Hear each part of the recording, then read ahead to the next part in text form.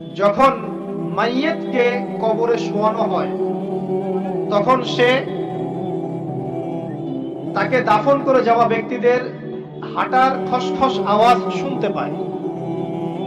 এরপরে তাকে যখন শুইয়ে দেওয়া হয়, সে যদি মুমিন ব্যক্তি হয় তাহলে তার মাথার দিকে তার সালাত এসে দাঁড়িয়ে যায়। দুনিয়াতে আপনি যে নামাজগুলো পড়েছেন, আমি যে নামাজগুলো পড়ছি, এগুলো মাথার দিকে দাঁড়িয়ে যায়। সালাত মানে কি? নামাজ। 5 ওয়াক্ত নামাজ আজকে থেকে ছাড়বেন? ওয়াদা করেন আজকে থেকে 5 ওয়াক্ত নামাজ ছাড়বো না ইনশাআল্লাহ। একটা হাদিস খালি বলি, মান তারাকা সালাতান মুতাআম্মিদান ফাকাদ কাফারা, মান তারাকা সালাতান মুতাআম্মিদান ফাকাদ কাফারা। আবার শুনেন, قال رسول الله صلى الله عليه وسلم من ترك صلاة متعمدا فقد كفر। আর মুয়াজ বিন জাবাল রাদিয়াল্লাহু আনহু কে নবীজি বলেছেন, মান তারাকা সালাতা মুতাআম্মিদান ফাকাদ বারিয়াত মিন জিম্মাতিল্লাহ। যে ব্যক্তি নিজের উপর ফরজ নামাজ ছেড়ে দিল, সে কুফরি করলো, সে কুফরি করলো, সে কুফরি করলো।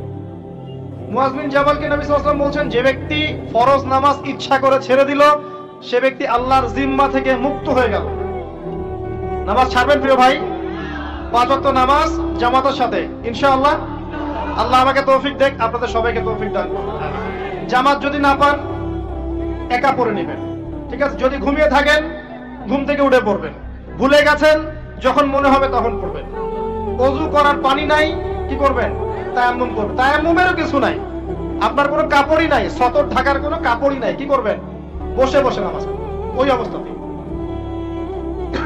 এটা কোনো মাফ নাই, মানে আপনার ওযু করার কোনো পানি নাই, তায়াম্মুমের কিছুই নাই, কাপড়ও নাই সতরে, তখনও নগ্ন হয়ে বসেই নামাজ পড়তে হবে, মাফ নাই। যখন শোয়ানো হবে, মাথার দিকে কি থাকবে? সালাত। তাহলে আমরা যারা ফরজ সালাত এখন আদায় করছি না, আজকে তওবা করেন, বলেন আস্তাগফিরুল্লাহ আল্লাযী লা ইলাহা ইল্লা হুয়াল হাইয়ুল কাইয়্যুম ওয়া আতুবু ইলাইহি। হে আল্লাহ, আমরা তওবা করছি, সারা জীবনে যত নামাজ পড়ি নাই, এই সমস্ত নামাজ না পড়ার পাপ থেকে তোমার কাছে তওবা করছি। ঠিক আছে? এটা আস্তাগফিরুল্লাহর অর্থ নয়, আমি বাংলায় বললাম। আর যদি নামাজ কাজা করে আদায় করে দিতে পারেন, আলহামদুলিল্লাহ, খুবই ভালো হয়। যদি নাও পারেন, তাও এখন থেকে আর কোনো নামাজ বাদ দিয়েন না, আর বেশি বেশি নফল নামাজ পড়ার চেষ্টা করেন। আল্লাহ পাক তৌফিক এনায়েত করুন। আসুন, তারপরে ডান দিকে কি? সওম। সওম মানে কি? রোজা। রমজান মাসে রোজা রাখি সবাই তো, মাশাআল্লাহ, আলহামদুলিল্লাহ। রমজান মাসে সওম রাখার পাশাপাশি বেশি বেশি নফল সওম রাখার ব্যাপারে অভ্যস্ত হওয়ার চেষ্টা করতে হবে। সবচেয়ে সেরা সওমগুলো হচ্ছে মাসের 3 দিন, আইয়ামে বীজের সওম, চাঁদের 13, 14 এবং 15 তারিখ। আর সপ্তাহে 2 দিন, সেটা হলো বৃহস্পতিবার এবং কি সোমবার। আল্লাহ পাক তৌফিক দান করুন, আমিন। এছাড়া আরাফার সওম আছে, আশুরার সওম আছে, ঠিক আছে? জিলহজ মাসের প্রথম 10 দিন রাখতে পারেন, ইত্যাদি। এবার বাম দিকে কি? যাকাত। যেটা বলছিলাম, যাকাতের সাথে আমরা খুব একটা পরিচিত নই, অথচ যাকাত একটা ফরজ ইবাদত। কেউ যদি নামাজ এবং যাকাতের মধ্যে পার্থক্য করে, সে ব্যক্তি কাফের হয়ে যাবে। কেউ যদি মনে করে নামাজ আমি মানি, যাকাত আমি মানি না, তাহলে কাফের হয়ে যাবে। নিসাব পরিমাণ সম্পদ হলে প্রত্যেক মুসলিমের উপর যাকাত ফরজ, ঠিক আছে? এবং এই যাকাতই হচ্ছে আপনার ইসলামিক অর্থনীতির মূল ভিত্তি। যাকাত হচ্ছে ইসলামিক অর্থনীতির কি? যে কথা বলছিলাম প্রিয় ভাইরা, দেখুন, যাকাত ইসলামিক অর্থনীতির মূল ভিত্তি। কিভাবে জানেন? ব্যবসা এবং যাকাত এটা কি করে? এটা একটা মার্কেটের মধ্যে সম্পদ ঘুরতে থাকে। আমি বুঝাচ্ছি আপনাকে। মনে করেন আপনি ব্যবসা করছেন এবং যাকাত দিচ্ছেন। যাকাত কারা দিবে? যারা যাকাতের নিসাব পরিমাণ সম্পত্তি রাখে, মানে কিছুটা ধনী তারা। তো তারা ব্যবসা করছে, মাশাআল্লাহ। ব্যবসা যখন করে, ব্যবসায় কি থাকে? লাভ থাকে, লস থাকে, লাভ থাকে, লস থাকে। লাভও হতে পারে আপনার, লসও হতে পারে। আর সুদে কি? শুধু লাভ, লস আছে, লস নাই। পার্থক্য বোঝেন। এখন ব্যবসা যখন আপনি করবেন, এই টাকা বা মূল যে ক্যাপিটাল যেটা বলে অর্থনীতির ভাষায়, এটা মার্কেটের মধ্যে সার্কুলেট করতে থাকবে। আজকে আপনি ধনী, লাভ করেছেন, কালকে লস করবেন, এই ধন আরেকজনের হাতে চলে যাবে। সে আবার ব্যবসা করছে, সে লাভ করলে সম্পদ তার হাতে থাকলো, লস করলে আরেকজনের হাতে। মানে এই মানিটা, ক্যাপিটাল যেটা, এটা মার্কেটের মধ্যে ঘুরতে থাকে, ঘুরতে থাকে। আজকে কেউ ধনী, কালকে কেউ ধনী, আজকে কেউ ফকির, কালকে কেউ ধনী, এভাবে। এখানে আল্লাহ পাক যাকে ইচ্ছা হয় ধন দেন, যাকে ইচ্ছা হয় দরিদ্র করেন, এটা আল্লাহ পাক নিয়ন্ত্রণ করেন। আবার এর মধ্যে যারা ধনী হবে তারা আবার যাকাত দিবে। কাকে যাকাত দিবে? যে গরিব তাকে। এই কারণে অর্থনৈতিক সাম্য থাকবে এবং টাকা ক্যাপিটাল মার্কেটে সার্কুলেট করতে থাকবে। এটা হচ্ছে ইসলামিক ইকোনমিক্স। বুঝতে পারছিলাম মনে হয়। আর রিবাই কি হবে? রিবাই কোনো লসের চান্স নাই। মানে এখানে ধনী আরো ধনী হতে থাকবে, গরিব আরো গরিব হতে থাকবে, প্লাস যাকাতও দিবে না। তখন সমাজের একটা অংশ অনেক ধনী হবে, আর একটা অংশ একদম মাটিতে পড়ে যাবে, কোনো ব্যালেন্স হবে না। এই কারণে বিশ্বের একটা অংশ, ওই বিশ্বের একটা বড় অংশ যারা সুদখোর, যেখান থেকে সুদ এসেছে, ওইটা আস্তে আস্তে ধনী হয়ে গেছে এবং বিশ্বের বহু কান্ট্রি আস্তে আস্তে দারিদ্র সীমার নিচে চলে আসছে। এটা শুধু ব্যক্তির ক্ষেত্রেই নয়, এটা সমাজের ক্ষেত্রেই নয়, পুরো বিশ্বেটা হচ্ছে। তো এই হলো রিবা এবং ব্যবসা ভিত্তিক যাকাত ভিত্তিক ইকোনমিক সিস্টেমের পার্থক্য, বেসিক ডিফারেন্স। রিবার মধ্যে আল্লাহ পাক তার হাত উঠিয়ে নেন, আল্লাহ পাক সেখানে আর ইন্টারফেয়ার করেন না। ঠিক আছে, সুদ খাচ্ছ, তুমি তোমার মতো চলো এখন। আর ব্যবসা ভিত্তিক ইকোনমিক্স চললে আল্লাহ পাক সেখানে কাউকে ধন দিবেন, কারো কাছ থেকে দিবেন। আপনার ধন নিয়ে আমাকে দিবেন, আমার ধন নিয়ে আপনাকে দিবেন। আর আমি যদি ধনী হই, আমি আবার যাকাত দিব, সেই যাকাতের টাকা আবার আমরা হাতে যাবে, কেউ না খেয়ে মরবে। তো সামনে এই যে বলা হচ্ছে 2023 সাল, শুধু 23 সাল না, আমার অবজারভেশন 2026-27 পর্যন্ত একটা অর্থনৈতিক মন্দা চলতে পারে। বলবে কিছু কিছু লোক যে ভবিষ্যৎবাণী করতে যাবে, এটা ভবিষ্যৎবাণী নয়। আপনি বর্তমান সম্পর্কে খবর রাখেন না বলেই বর্তমানকে আপনার ভবিষ্যৎ মনে হচ্ছে। আমাদের অনারেবল মিনিস্টার যারা আছেন ওদেরকে জিজ্ঞাসা করেন, তাদেরকে জিজ্ঞাসা করেন, তারাও বলছেন যে 2023 সাল থেকে 26 সাল খাদ্য মন্দার মধ্যে যাবে। দেখেন নাই? তারাও এই কথা বলছেন কারণ তারা বুঝতে পারছেন ওয়ার্ল্ডের অবস্থা ভালো না। এখানে একটা সলিউশন বলছে, ইচ্ছা হলে আপনি গ্রহণ করতে পারেন, ইচ্ছা হলে নাও করতে পারেন। আমার তো চাপিয়ে দেওয়ার কোনো ক্ষমতা নাই। ফাযাক্কির ইন্নামা আনতা মুযাক্কির, আপনি শুধু উপদেশদাতা। লাস্তা আলাইহিম বিমুসাইতির, আপনি কারো প্রতি দারোগা নন। কি উপদেশ? এই যে যাকাত, যেটা যাকাত, আমাদের যাকাত যেটা আসে, এটাকে একটু বড় পরিসরে কালেক্ট করার চেষ্টা করতে হবে। করে যদি আমরা সুষ্ঠু বন্টন করতে পারি গরিবদের মাঝখানে, ইনশাআল্লাহ কেউ খাদ্য অভাবে মারা যাবে না ইনশাআল্লাহ। আল্লাহ পাক আমাদেরকে বোঝার তৌফিক দান করুন। এর পাশাপাশি তারা যেটা বলেছেন, ইকোনমিক সেকশনের লিডার যারা আছে তারা যেটা বলছেন ঠিক বলছেন। তারা বলছেন কৃষিভিত্তিক অর্থনীতির কথা বলছেন, এটার সাথে আমি 100% একমত। কারণ আল্লাহ পাকের কোরআন, এই কোরআনের মধ্যে বেশিরভাগ যে অর্থনীতির কথা এসেছে তা হচ্ছে কৃষিভিত্তিক অর্থনীতি। এটা কি জানেন? হয়তো জানেন না। কোরআনে যত ইকোনমিক সিস্টেমের কথা আসছে তার মধ্যে সবচেয়ে বেশি এসেছে কৃষিভিত্তিক অর্থনীতির কথা, তারপর ব্যবসা এবং যাকাত। অতএব তারা ঠিকই বলেছেন, দেশের যারা ইকোনমিক সেকশনে গবেষণা করছেন তারা ঠিক কথাই বলেছেন যে কৃষিভিত্তিক অর্থনীতি হচ্ছে আমাদের অর্থনৈতিক মন্দা দূর করার অন্যতম উপায়। ঠিক বলেছেন, আমি একমত। তো যাকাত, যেটা কথা বলছিলাম, বাম দিকে যাকাত আসবে। তো যাকাত আমরা দিব তো ইনশাআল্লাহ ভাই।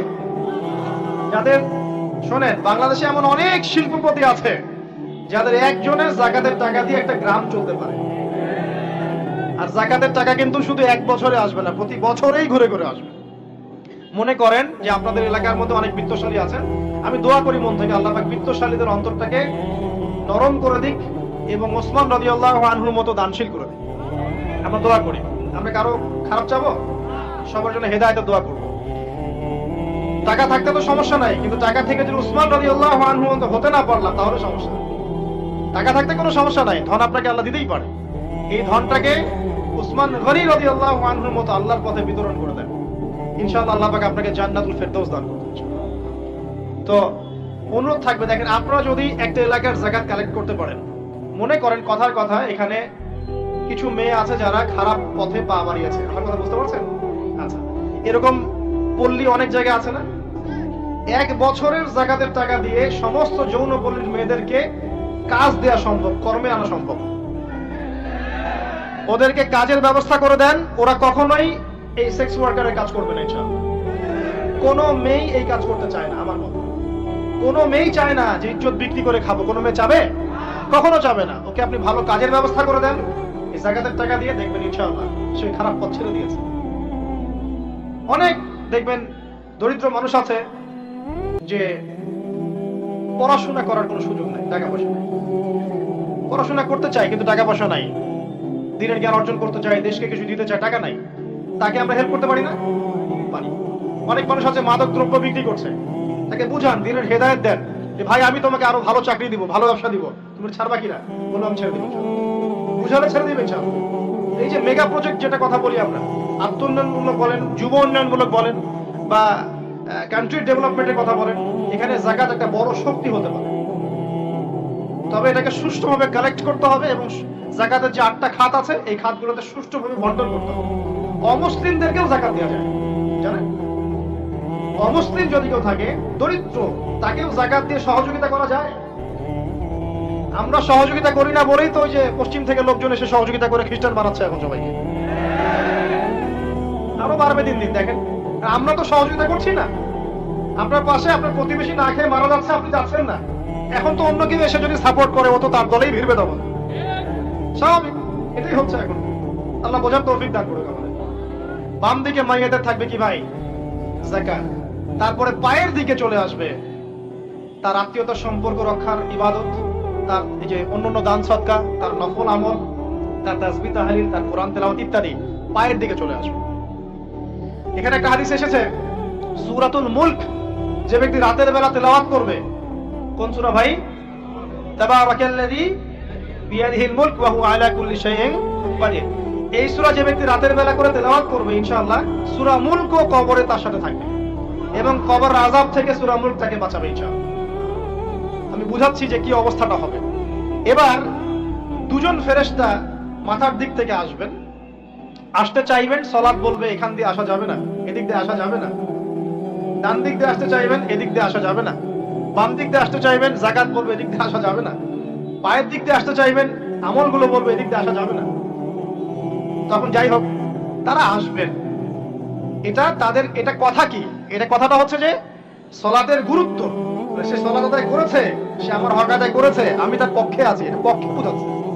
রোজা বলবে আমি ওর পক্ষে আছি, তাকে আপনি কোনো শাস্তি দিবেন না, আমি তার পক্ষে আছি। আপনারা দুজন তাকে শাস্তি দিবেন না, আমি যাকাত তার পক্ষে আছি, এটা পক্ষে থাকার কথা। তারপরেও তারা আসবেন, চোখগুলো হবে নীল এবং কালো, নীলাভ চোখের, কালো।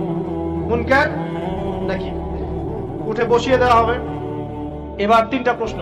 প্রথমে প্রশ্ন হচ্ছে কি, মান রব, তোমার রবকে? তখন মুমিন বান্দা মুখ ফুলিয়ে বলবে রব্বি আল্লাহ, আমার রবকে আল্লাহ।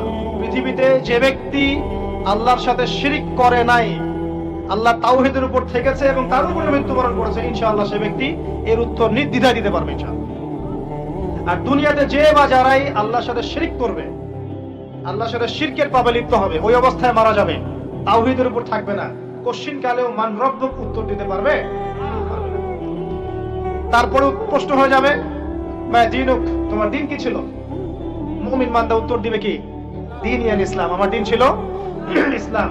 এখানে শুনে রাখেন, পৃথিবীতে যারা ইসলামকে পরিপূর্ণ রূপে পালন করবে তারাই এই উত্তর দিতে পারবে ইনশাআল্লাহ। যারা ইসলামকে ঠাট্টা বিদ্রুপের হাসি তামাশার পাত্র বানিয়েছে, মন চাইলে কিছু করি, মন চাইলে কিছু করি না, সহজগুলো একটু আমল করি, বাকি কিছুর আমল ধারি না, হ্যাঁ, নামাজ পড়ি, সুদ ছাড়তে পারি না, ঠিক আছে, বছর বছর ওমরা করি, এদিকে ঘুষ দুর্নীতি ছাড়তে পারি না, ইসলামকে ঠাট্টা তামাশার পাত্র বানিয়েছে, এরা কোশ্চিন কালে উত্তর দিতে পারবে না মা দিনুক। দিনে পরিপূর্ণরূপে ইসলামে প্রবেশ করতে বলেছেন আল্লাহ রাব্বুল আলামিন। যারা পরিপূর্ণরূপে ইসলামে প্রবেশ করবে এবং ইসলামের প্রতিটা মৌলিক বিধান মেনে চলবে, ইনশাআল্লাহ তারা এর উত্তর দিতে পারবে। এরপরে আসবে 3য় প্রশ্ন। নবী সাল্লাল্লাহু আলাইহি ওয়াসাল্লামকে দেখানো হবে। যখন দেখানো হবে তখন সূর্য যখন ডুবে যায়, যে দৃশ্যটা আমরা দেখতে পারি না, ওই দৃশ্যটা ভেসে উঠবে এবং মুমিন বান্দা অস্থির হয়ে যাবে, বলবে আমাকে ছেড়ে দাও, আমি নামাজ পড়বো। তার কারণ তার কাছে মনে হবে যে আসরের ওয়াক্ত হয়ে গেছে, আসরের ওয়াক্ত হয়ে গেছে, আসরের ওয়াক্ত চলে যাচ্ছে, আমাকে নামাজ পড়তে হবে। চিন্তা করেছেন? ওই যে একটা হাদিস আছে না, যে 7 শ্রেণীর মানুষকে আল্লাহ রাব্বুল আলামিন আরশের ছায়া দিবেন। তার মধ্যে এক শ্রেণীর মানুষকে যার অন্তর মসজিদের সাথে ঝুলে থাকে, তার মন মসজিদের সাথে ঝুলে ছিল, এই সূর্য ডুবে গেল বলে আমাকে ছেড়ে দাও, আমি নামাজ পড়তে যাও। তখন ফেরেশতারা বলবেন তোমাকে নামাজ পড়তে দেয়া হবে, তবে তার আগে তুমি এর উত্তর দাও। কি উত্তর? এই ব্যক্তির দিকে তাকাও। তখন নবী সাল্লাল্লাহু আলাইহি ওয়াসাল্লামকে দেখানো হবে, সাল্লাল্লাহু আলাইহি ওয়াসাল্লাম দরুদ পড়বেন। বলা হবে যে এই ব্যক্তির সম্পর্কে তোমার কি ধারণা? মান হাযা রাজুল বুইসা ফীকুম, এই ব্যক্তি কে যাকে তোমাদের কাছে পাঠানো হয়েছিল? মুমিন ব্যক্তি নির্দ্বিধায় বলে দিবে যে তিনি হচ্ছেন আমার নবী মুহাম্মদুর রাসূলুল্লাহ সাল্লাল্লাহু আলাইহি ওয়াসাল্লাম। দেখুন, পৃথিবীতে যে বা যারাই নবী সাল্লাল্লাহু আলাইহি ওয়াসাল্লামের সুন্নতের উপর আমল করবে, ইনশাআল্লাহ সে তার উত্তর দিতে পারবে। দুনিয়াতে যারা নবীর সুন্নতের 5 পয়সা পরোয়া করছে না, তার আদর্শের 5 পয়সা দাম দিচ্ছে না, তারা কোশ্চিন কালে উত্তর দিতে পারবে না। নাম হতে পারে আব্দুর রহমান, আব্দুর রহিম, নবীর সুন্নতের ধার ধারে না, তারা উত্তর দিতে পারবে না। নবীর সুন্নতের গুরুত্ব কত কত গভীর, এটা আমাদেরকে এখান থেকে বুঝতে হবে। তাই প্রিয় যুবক ভাইরা, মুসলিম ভাইরা, আমাদের জীবনটাকে নবীর আদর্শ এবং সুন্নতে ঢেলে সাজাতে হবে। সকাল থেকে সন্ধ্যা পর্যন্ত প্রতিটা কাজ করবো কার তরিকায়? রাসূলের তরিকা। নামাজ পড়বো তার তরিকায়, রোজা, সিয়াম, হজ, যাকাত, আমল, মুআমালাত, আখলাক সব কার তরিকায়? নবী সাল্লাল্লাহু আলাইহি ওয়াসাল্লামের তরিকা অনুযায়ী ইনশাআল্লাহ। আল্লাহ পাক তৌফিক এনায়েত করুন, আমিন। এবার ফেরেশতা দুইজন জিজ্ঞাসা করবেন অবাক হয়ে যে তুমি কিভাবে এটা জানলে? তুমি কিভাবে এই 3টা প্রশ্নের উত্তর দিতে পারলে? কারণ বেশিরভাগ মানুষ তো উত্তর দিতে পারবে না, বেশিরভাগ মানুষই এই উত্তর দিতে পারবে না। কারণ কিয়ামতের মাঠে 1999 জন মানুষ জাহান্নামে যাবে, নাউজুবিল্লাহ। তো এটা কঠিন পরীক্ষা। আল্লাহ রাসূল সাল্লাল্লাহু আলাইহি ওয়াসাল্লাম বলেছেন যে নিশ্চয়ই তোমাদেরকে এখানে পরীক্ষায় ফেলা হবে, আর তোমরা যদি এই পরীক্ষা জেনে তোমাদের মৃতদেরকে দাফন করা থেকে বিরত না থাকতে, তাহলে আমি তোমাদেরকে শুনিয়ে দিতাম কবরে কেমন পরীক্ষা হয়। মানে যদি আমরা শুনতে পারতাম যে কবরে কেমন পরীক্ষা হয়, আমরা ভয়ে আমাদের মৃতদেরকে দাফন পর্যন্ত করতাম না। এটা নবীজি বলছেন সাল্লাল্লাহু আলাইহি ওয়াসাল্লাম। তাকে জিজ্ঞাসা করা হবে যে তুমি কিভাবে জানলে এটা? বেশিরভাগ মানুষ তো পারে না উত্তর দিতে। তখন সেই ব্যক্তি বলে বসবে, সেই ব্যক্তি বলবে যে করাতু কিতাব আল্লাহ, আমি আল্লাহর কিতাব এই কোরআন পড়েছি। মুমিন বলবে আমি আল্লাহর কোরআন পড়েছি, ফাআমানতু বিহি, আমি এর উপর ঈমান এনেছিলাম, ওয়া সাদ্দাকতু, এবং সত্যায়ন করেছিলাম। সুবহানাল্লাহ। অতএব দুনিয়াতে যারা দ্বীনের জ্ঞান অর্জন করছে না, কোরআন পড়ছে না, হাদিস পড়ছে না, পড়াশোনার চেষ্টা করছে না, জানার চেষ্টা করছে না, কবরে পার পাওয়া ডিফিকাল্ট আছে। এটা একটা অন্যতম প্রশ্ন। আমরা কিন্তু মনে করি 3টা প্রশ্ন হচ্ছে, আসলে প্রশ্ন হচ্ছে কয়টা? 4টা। 3টার পরে আরো একটা এক্সট্রা। কিভাবে জানলে? তখন উত্তর দিচ্ছে আমি আল্লাহর কিতাব পড়েছি, ঈমান এনেছি, সত্যায়ন করেছি। সুবহানাল্লাহ। নবী সাল্লাল্লাহু আলাইহি ওয়াসাল্লাম হাদিসের পরের অংশে বলছেন যে যখন কাফের বান্দাকে উঠানো হবে, তখন ডানেও কিছু নাই, বামেও কিছু নাই, সামনে পিছনে কিছু নাই। মাথার দিক থেকে ফেরেশতারা চলে আসবেন, উঠিয়ে বসানো হবে, প্রশ্ন করা হবে কে তোমার রব? একটাই উত্তর, লা আদরি, আমি জানি না। নাউজুবিল্লাহ। কি তোমার দিন? লা আদরি, আমি জানি না। এই যে আল্লাহর তো খবর নাই, আল্লাহ পাকের বিধান মেনে চলার কোনো খবরই নাই, পরোয়াই নাই। সে জানবে কিভাবে ইসলাম কি জিনিস? সে জানবে কিভাবে আল্লাহ কি জিনিস? ও তো আল্লাহকে চিনেই না। দিব্যি বলে বেড়াচ্ছে মহাবিশ্ব সৃষ্টি হয়েছে বিগ ব্যাং থেকে, আল্লাহ বলে কেউ নাই। মানুষ সৃষ্টি হয়েছে বান্দর থেকে, নাউজুবিল্লাহ।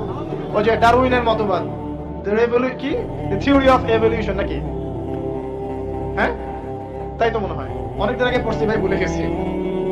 যাই হোক, মানুষ তো আল্লাহকে চিনছে না। এখনো মানুষ মনে করছে যে আল্লাহ বলতে কেউ নাই। এবং এই মুক্ত চিন্তার নামে, বাক স্বাধীনতার নামে নাস্তিকতার যে চর্চাটা বেড়েছে বাংলায়, এটা আশঙ্কাজনক। বড় বড় বিশ্ববিদ্যালয় থেকে পড়ে আসছে, অনেক সময় দেখলাম বড় বিশ্ববিদ্যালয়ের প্রফেসর, সে বলছে যে মহাবিশ্ব বিগ ব্যাং দিয়ে সৃষ্টি হয়েছে, সৃষ্টিকর্তা নাই এখানে কোন। তো মুসলিম বিজ্ঞানীর একটা কথা বলতেন যে মানুষ বিজ্ঞান সম্পর্কে অল্প জানলে নাস্তিক হয়ে যায়, আর অনেক গভীর জ্ঞান অর্জন করলে আল্লাহর কাছে আত্মসমর্পণ করে। খেয়াল করে দেখবেন, ডক্টর, ইঞ্জিনিয়ার যারা বড় বড় লেভেলে চলে গেছেন, অনেক সিনিয়র, তারা কিন্তু বেশিরভাগ নামাজি দেখবেন, নামাজ পড়ে, দান সদকা করে, সমাজ কল্যাণমূলক কাজ করে। তারা কিন্তু রোগীর সেবা করতে গেলেও বলে যে নামাজ পড়িয়েন, রোজা রাখিয়েন। তারা কিন্তু বলে। অনেক ডক্টর আমি দেখেছি এমন, যারা যত বেশি গবেষণা করে তারা তত বেশি আস্তিক হয়ে যায়। ফুটাফাটা গবেষণা করলে নাস্তিক হয়ে যাবে।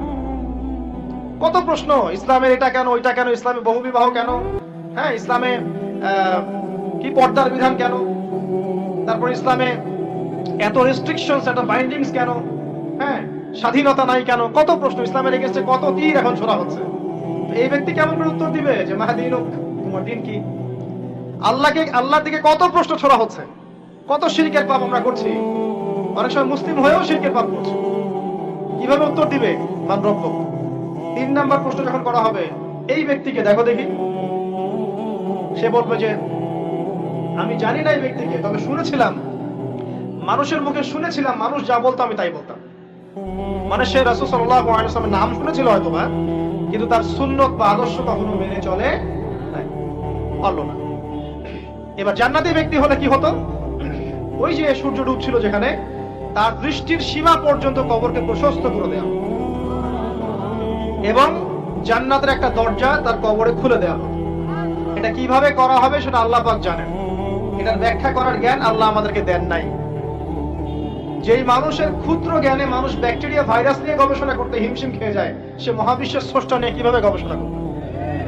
আল্লাহ পাকের অসীম জ্ঞানের সামনে আমার জ্ঞান কি? খুবই ক্ষুদ্র। একটা হাদিসে এসেছে বুখারী শরীফের মধ্যে, যে একটা মহাসমুদ্রের মধ্যে যদি একটা পাখি এক ফোঁটা পানি উঠিয়ে নিয়ে যায়, ওই এক ফোঁটা পানি হচ্ছে মহাবিশ্বের জ্ঞান, আর বাকি পুরো মহাসাগর হচ্ছে আল্লাহ পাকের জ্ঞান।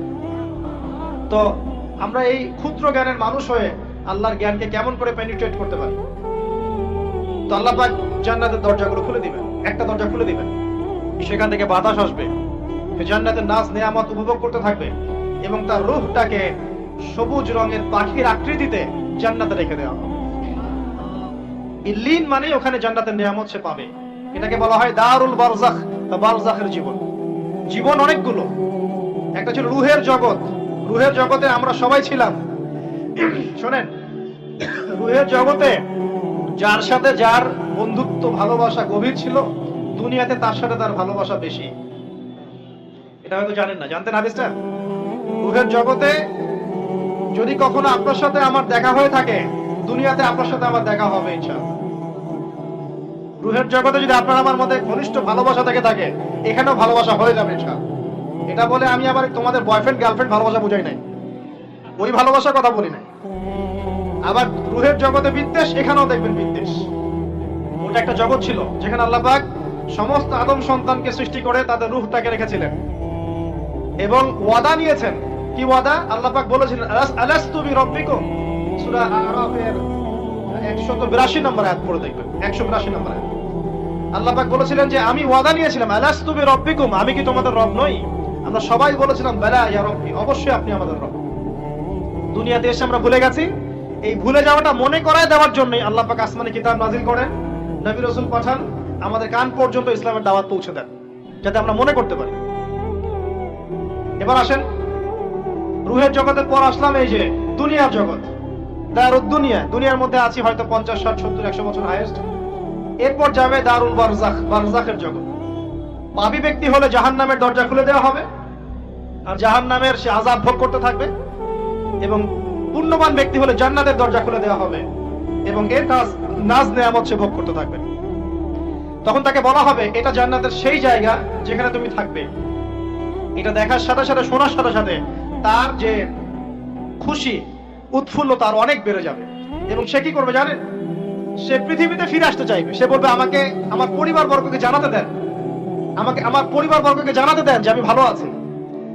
তখন ফেরেশতারা তাকে বলবেন যে এটা সম্ভব না, তোমার এবং তাদের মাঝে দারুল বারজাখ আছে, তুমি এটা ভেদ করে যেতে পারবে না। তখন তার আত্মাটাকে ইল্লিনে দেওয়া হবে, একটা সবুজ পাখির আকৃতিতে জান্নাতে ঘুরে বেড়াবে। আর যদি জাহান্নামী হয় তাহলে যে বললাম দরজা খুলে যাবে, জাহান্নামের মর্মান্তিক আযাব তার দিকে আসতে থাকবে। কবর সংকুচিত হয়ে আসবে এমন ভাবে যাতে তার বাম পাজর ডান পাজরের ভিতরে এভাবে ঢুকে যাবে। নাউযুবিল্লাহ। এই আযাব চলতে থাকবে ইলা ইয়াউমি ইউবআসুন, পুনরুত্থানের দিন পর্যন্ত।